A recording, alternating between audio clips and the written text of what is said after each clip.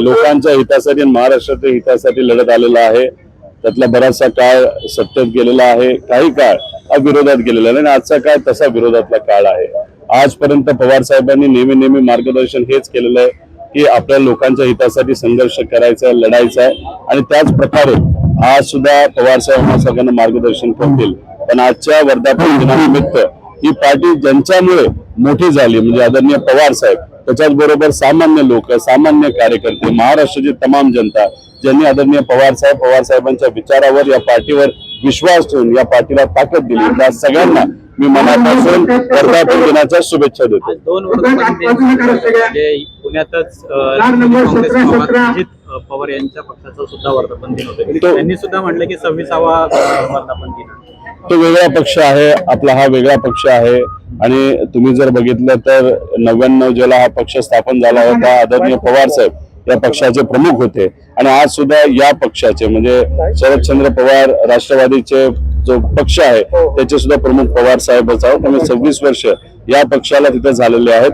पण त्यांनी त्यांच्या स्टाईलमध्ये शक्ती प्रदर्शन करत तो त्यांचा जो वर्धापन दिन तो साजरा करत आहेत. पण इथे जर आपण बघितलं पवार साहेबांचं मत हेच असतं की पार्टी एक कुटुंब आहे आणि कुटुंबामध्ये आपण एखादा वर्धापन दिन जेव्हा साजरा करतो त्या कुटुंबासारखाच व्हावा. पण इथं शक्ती प्रदर्शन करण्यापेक्षा प्रेमाने लोक इथं मोठ्या संख्येने येत असतात आणि त्याच पद्धतीने आज 10:30 वाजता पुण्यामध्ये आदरणीय शरदचंद्र पवार साहेबांच्या मार्गदर्शनाखाली या पक्षाचा वर्धापन दिन हा साजरा केला जाणार.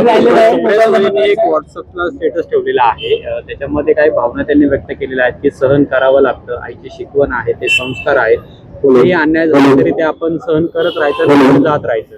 वर्धापन दिनाच्या आधी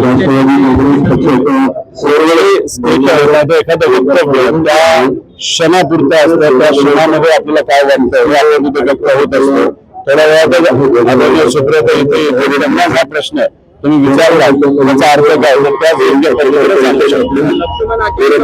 आज जो वर्धापन दिन साजरा होतोय तो ओबीसी समाजासाठी काळा दिवस आहे. सातत्याने लक्ष्मण हाके हे तुमच्या पक्षांवरती टीका करतात, अजित पवार यांच्या पक्षांवर टीका करतात. त्याच्यामध्ये लक्ष्मण हाकेंची चूक नाही. काही सत्तेतले मोठे नेते त्यांना सांगत असतात की तुम्ही असंच बोला, तसंच बोला. या महाराष्ट्रामध्ये जातीवाद, धर्मवाद राहायला पाहिजे असं काही मोठ्या नेत्यांना तिथे वाटतं आणि मोठ्या नेत्यांना ते डायरेक्ट बोलता येत नाहीत कारण आज ते सत्तेत आहेत. म्हणून ते मग असे लक्ष्मण हाकेंसारखे सामान्य कुटुंबातले जे लोक आहेत त्यांचा वापर तिथं केला जातो. त्यामुळे ज्याच्यामध्ये कुणीतरी सांगतंय आणि कुणीतरी बोलतंय या विषयामध्ये आपण बोलून जास्त वेळ कशाला घालायचा. कार्यकर्त्यांना वाटतं की दोन्ही राष्ट्रवादींनी एकत्र आलं पाहिजे, एक संघ राहिला पाहिजे. आजच्या वर्धापन दिनानिमित्त अनेक जण बोलून दाखवतात त्यांच्या भावना. तुम्हाला काय वाटतं, खरंच भविष्य काळामध्ये हे घडायला हवं?